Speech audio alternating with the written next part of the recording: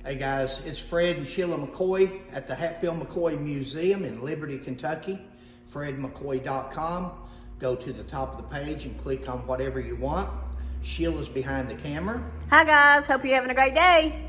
The next story we're going to cover is also in one of these books, and we're going to be covering this book extensively over the next couple of years. Several stories in it that's incorrect or questionable and so forth. Okay. And the book itself we're talking about is the Hatfield McCoy Feud After Kevin Costner by Tom E. Dotson. Now, I wasn't going to cover this. I'm veering off. I'm drifting because right when she put the camera on the book, it took me in another direction. And if I'm probably going to miss some stuff on it. I wish I'd reviewed it first. But when Mr. Dotson started to do his book, first of all, he says there was no feud. Then, when he was first going to do his book, I was following him on Facebook, and he was talking about going to name his book Dance with the Devil or something like that. And then he was going to name his book The Hatfields and McCoys because he says there is no feud. Yet, when he gets done, can you imagine trying to sell a Hatfield McCoy feud book without feud on there? Hatfields and McCoys, so forth like that. Look at the title of his book again. Show his book. Because on his book, it's got the Hatfield McCoy feud. Mm-hmm. In his book, he says in the introduction in the beginning, go ahead, hold it there. I want to point out some more stuff. Oh, okay. He says in his book that there was no feud. It was just a story. It was just a legend. It was just all kinds of different things. But yet, in order to sell a Hatfield McCoy feud book, he had to put feud on his book before he published it. Even though he says there was no Hatfield McCoy feud, he did put feud on his book. Now look up there at Devil Anse Hatfield.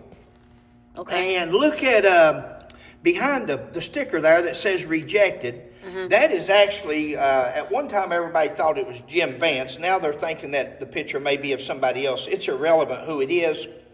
You've got Devil Anse, you've got Johnsy, you've got Rosanna. Mm-hmm. And guess who he's got behind that sticker there? That is a picture supposedly of Jim Vance up at the cave with Devil Anse.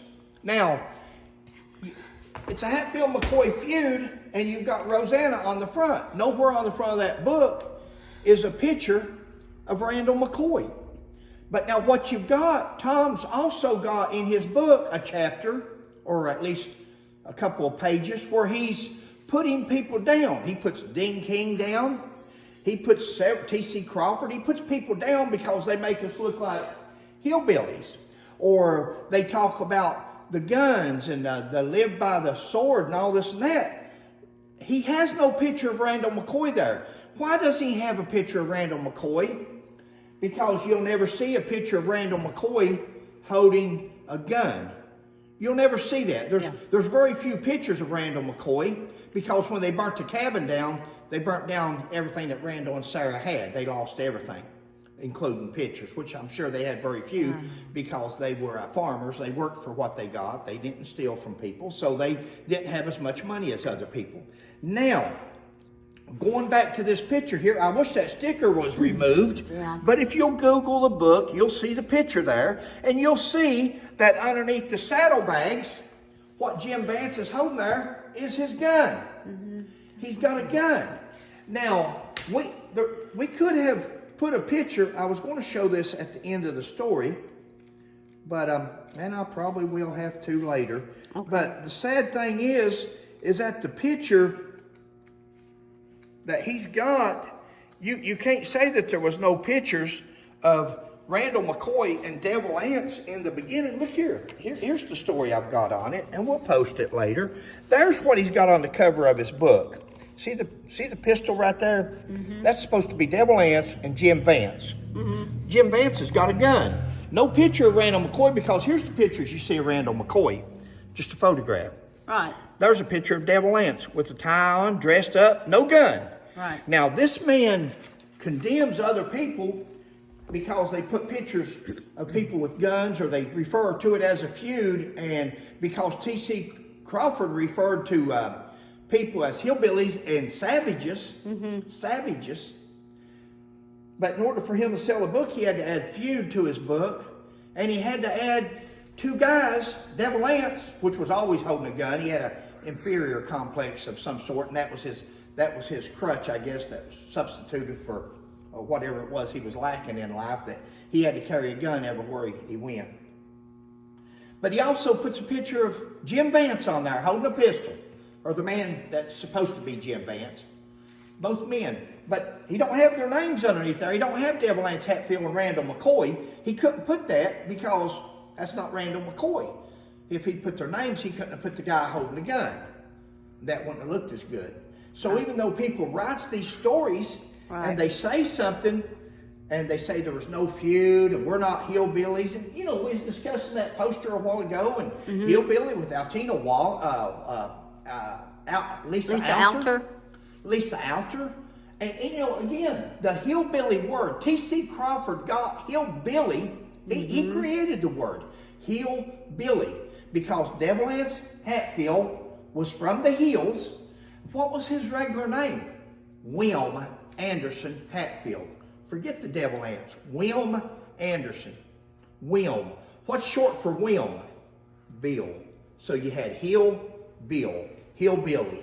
That's where he come up with the hillbilly name at. That is the godfather of the hillbilly name, and that's where it came from, was Devil Anse Hatfield. That's the first time that anybody in the United States was ever referred to as a hillbilly. And T.C. Crawford referred to Devil Anse Hatfield and the savages of West Virginia as hillbillies. Now, going back to this book here, the topic we were going to go over right now, and I hope we got enough time to do it because I didn't want to cut it short, but Tom Dotson states on page 311 of his book that referring to the Battle of Grapevine, Mr. Dotson states the West Virginians were unable to sustain the battle because in addition to having Frank Phillips and the Fighting McCoys, the Kentucky crew also had the firepower. The Kentucky boys with the money of Pikeville's elite behind them were equipped with new Winchesters, whereas most of the West Virginia boys carried single-shot breech loaders and flintlocks. Now, guys, all of you all out there, you men that knows guns, is that a flintlock or is that a lever action? Are these flintlocks or are these lever actions and double-barrel shotguns? And she's going to walk around here and just show you some more flintlocks and breech loaders, Tom says. And that's why they lost the battle at Grapevine. Now, I'll tell you what. Hold on a minute. Come right here and let me show you. Here's Devil Anse Hatfield. Can you show that picture? That's Devil Anse Hatfield. What Devil Anse Hatfield is holding right there is an 1873 rifle. This is an 1873. This 1873 was ordered in 1886, and it was used to kill Jim Vance 2 years later in 1888.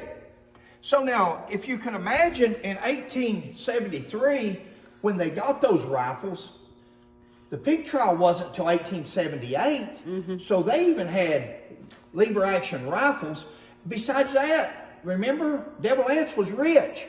It says in here, Tom Dotson says that the Hatfields couldn't afford it, that it was the Pikeville elite that bought the rifles for the McCoys, because the Hatfields had flintlocks and breech loaders, they couldn't afford it. Really? That's funny because Devil Anse Hatfield was a millionaire. Remember some of the stories we've done where these people say that Devil Anse was rich and he was a millionaire.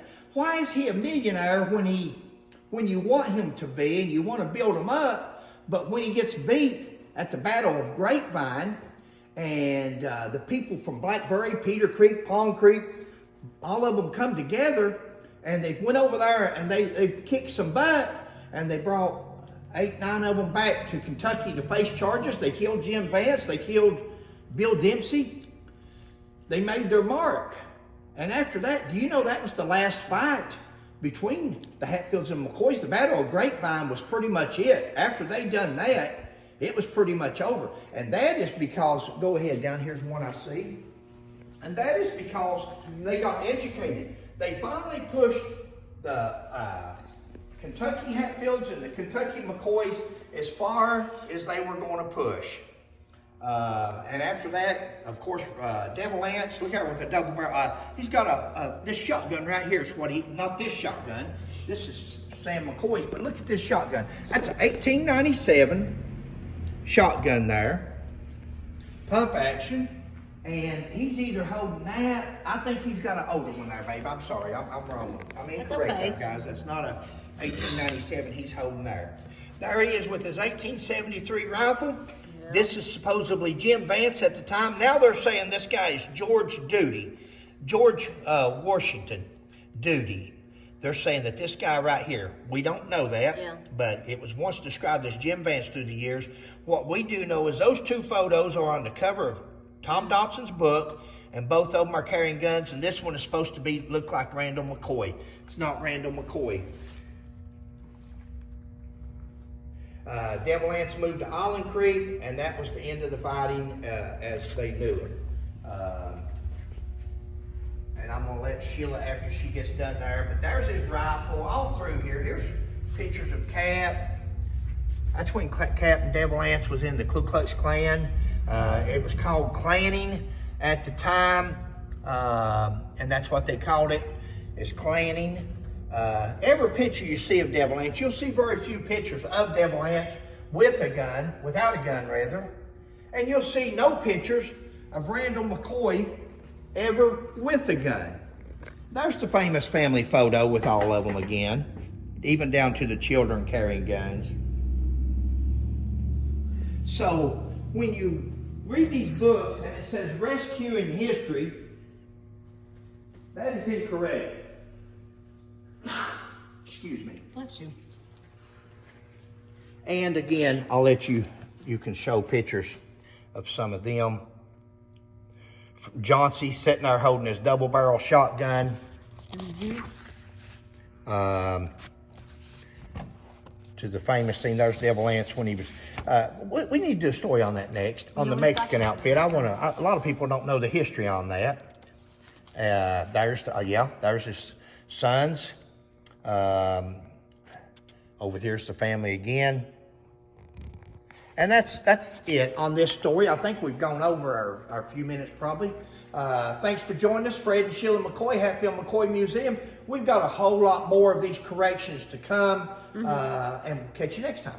Thanks for watching. Please like and subscribe. Bye.